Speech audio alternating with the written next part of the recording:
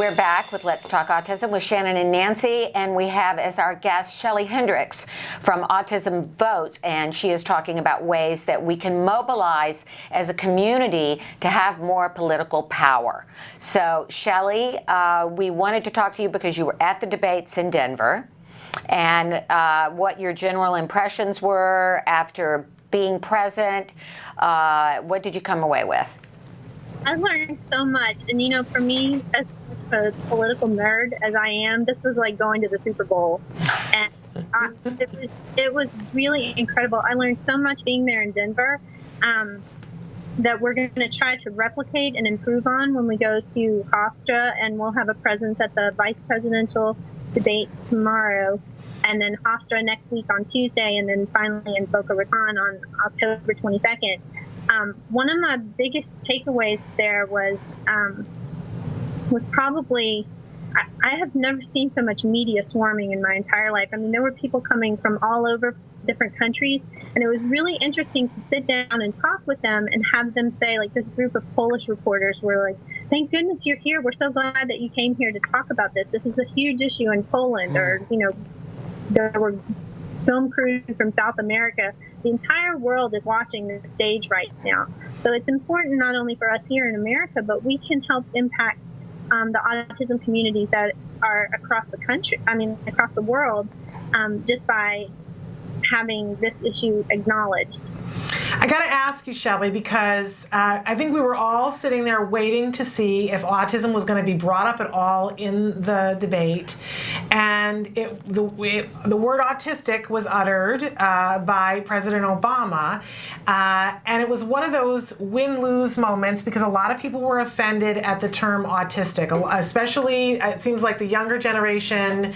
We don't refer to our kids as autistic, we refer to them as having autism, but the older generation of young adults prefer to be called autistic, but a lot of parents were offended. What is your take on this Obama saying autistic? Well, my personal take was I was actually in the debate. So I was sitting in the room on the floor. I was like 2 feet behind Nancy Pelosi and a couple of feet behind Michelle Obama, which was crazy. And I had a very conservative Republican woman that was sitting to my right that was a lobbyist from Washington, D.C. And then I had on the left, hilariously, I had a couple that was very integrally involved with the Obama campaign. And they knew why I was there. We had to be seated about 45 minutes before so that for security purposes and everything. And when Obama made the mere mention autistic kid, the woman on my right, the Republican woman, just squeezed my arm and said, "Oh my gosh, he said it." And I had to be really quiet. They had warned us that if we even peeped or whispered or anything, they would throw us out on our. So I had to be really, really quiet. I was happy that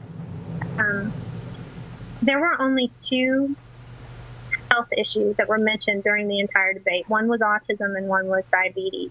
And they're up there and they're talking really fast and they're covering a lot of things and they've been prepped on a million different issues. So for autism to be to get a shout out, I was pretty thrilled with that. Yeah. I know that it did cause some repercussions throughout the community. And we obviously have educating still left to do across the board on using people's first language. And I usually try my best to use people's first language as well. But I think what it did for our community is potentially crack the door. And I think I would really love it if the autism community would shove that door wide open between October the 16th. And and get the issues debated. We don't want it to be a mere mention. We don't want it to be pandering to our community. But if the community works really hard over the next 5 or 6 days, it's possible that we could see our issues being addressed at the debate at Hofstra University, where they'll be discussing both domestic and foreign policy issues. What do you think the chances are that we're going to get both parties to lay out a plan for dealing with this epidemic? Do you think we have a good chance at accomplishing this? I think we have a good chance if we really, really, really make sure that they know that we're a loud, active community. I think if we don't do that, and if everybody doesn't try to push on it, then we get what we ask for.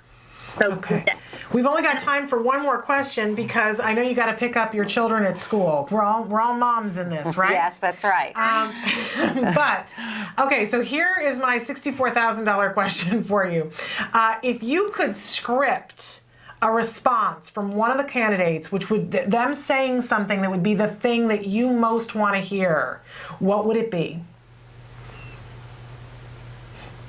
Did you hear me? You can think. You can get there. That's a big question, It is a big question. But I think you have to know what you want. Yes, you do. So what would it be for you? I think what I would like to see is a dedicated office for autism issues within the administration, so that we can address all of the issues that face our community. And if we could get like they have a special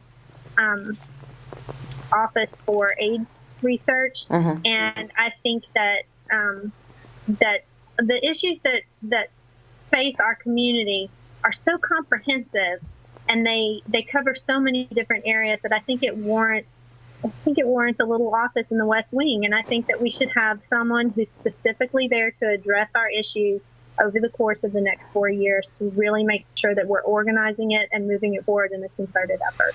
And Shelley, if they asked you to head that office, what would your answer be? I'm putting you on the spot. No, you are putting me on the spot. I agree.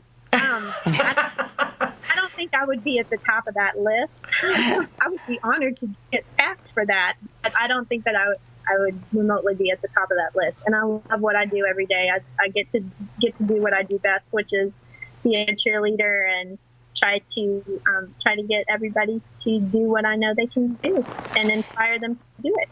So everybody has to be on the lookout tomorrow for the information on how to get the candidates to address this issue. You can also stay informed by registering for Autism Votes. You can go to autismvotes.org. Is that correct, Shelley? Yes, ma'am. If you go there, it'll direct you right to where you need to be. And then you can go to Facebook at www.facebook.com, obviously, /Autism Votes. And you can get a summary of their policies and principles, and how to become involved in this very, very important issue of autism in the 2012 presidential election and elections across the country. Don't forget local politicians to find out where they stand and how they're going to move our community forward. Absolutely. Shelley, thank you so much for being with us. We're all going to be dialed in tomorrow at 8 a.m. Eastern Standard Time. And we're gonna be the Horton Hears a Who. We're going to be the Who voices that yell all at the same time in one direction so that we are heard. And thank you, Shelley, for the work you're doing. It's so important that we mobilize politically along with all the other things we're doing to make a better life for our children and individuals and their families living with autism, and you have certainly been a leading force in that. Thank you for joining us. Thank you so much. Thanks for having me. All right, bye-bye.